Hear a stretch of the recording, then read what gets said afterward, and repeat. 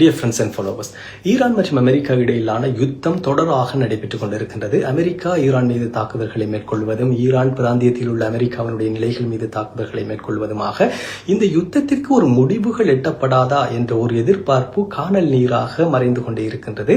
மத்தியஸ்தர்களுடைய முயற்சிகளும் தொடராக நடைபெற்றுக் கொண்டிருந்தாலும் அவற்றிற்கான பிரதிபலன்கள் கிடைத்திருக்கின்றனவா என்று பார்க்கின்ற போது அவையும் எட்டாக்கணியாக மாறிக்கொண்டிருக்கின்றது. அந்த அளவுக்கு இந்த இரண்டு நாடுகளுமே ஒருவரை ஒருவர் மாறி மாறி குற்றம் சுமத்துகின்றார்கள். ஈரானை பொறுத்தளவுக்கு அமெரிக்கா இந்த தாக்குதல்களை அத்துமீறி நடத்தி கொண்டிருக்கின்றது என்றும், பிராந்தியத்தில் அமெரிக்காவுக்கு என்ன வேலை இருக்கின்றது, ஈரான் மீது ஏன் அவர்கள் தாக்குதல்கள் நடத்த வேண்டும் என்ற குற்றச்சாட்டை முன்வைத்திருக்கின்றார்கள். அதே போன்று அமெரிக்காவோ ஈரான் ஹார்முஸ் நீரிணை மீது வருகின்ற கப்பல்களுக்கு கட்டணம் மறவிடக்கூடாது, அது வளமை போன்று இயங்குவதை ஈரான் தடுக்கக்கூடாது என்ற ஒரு விடயத்தை முன்வைத்திருக்கின்றது. ஹார்முஸ் நீரிணையின் மீதான பிரச்சினைகள், ஹார்முஸ் நீரிணையின் உள்ளே ஈரானும் ஹார்முஸ் நீரிணையின் வெளியே அமெரிக்காவினுடைய கட்டுப்பாடுகளுமாக உலகத்தில் மிக முக்கியமான ஒரு வணிக பாதை தொடராக மூடப்பட்டுக் கொண்டிருப்பதும் அவற்றின் வழியாக வருகின்ற கப்பல்கள் தொடராக தாக்கப்படுவதுமாக இந்த பிரச்சினைகளுக்கான முடிவுகளை உலக நாடுகளை எதிர்பார்த்து காத்திருக்கின்றன.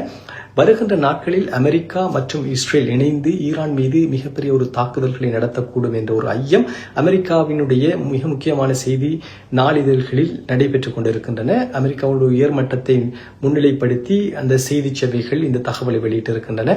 ஜோர்டானில் உள்ள அமெரிக்காவுடைய விமானப்படை தளம் மீது ஈரான் சமீப சில நாட்களுக்கு முன்பு தாக்குதல்களை நடத்தியிருந்தது. அந்த தாக்குதல்களின் விளைவாக அமெரிக்காவுடைய 2 வீரர்கள் பலியாகி இருந்தார்கள். அவர்களுக்கு பழிவாங்கும் விதமாக அவர்களுடைய கொலைக்கு ஈரான் மீது மிகப்பெரிய ஒரு தாக்குதல்களை நடத்துவோம் என்ற ஒரு விடயத்தை முன்னிலைப்படுத்தித்தான் இந்த ஆயத்தங்கள் மேற்கொள்ளப்பட்டு வருகின்றன என்ற ஒரு விடயம் பரவலாக பேசப்படுகின்றது.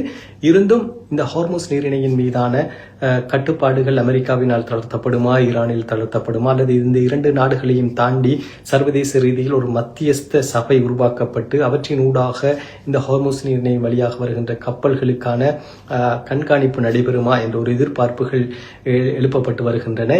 ஈரானை பொறுத்தளவுக்கு ஹார்முஸ் நீரிணை என்பது தன்னுடைய பாகமே என்றும் தான் கட்டுப்படுத்துவேன் என்ற ஒரு விடயத்தையும் முன்னிலைப்படுத்தி இருக்கின்றது. அமெரிக்காவோ ஈரானுக்கு எந்தவித உரிமையும் இல்லை என்ற ஒரு விடயத்தை சொல்லிக் கொண்டிருக்கின்றது.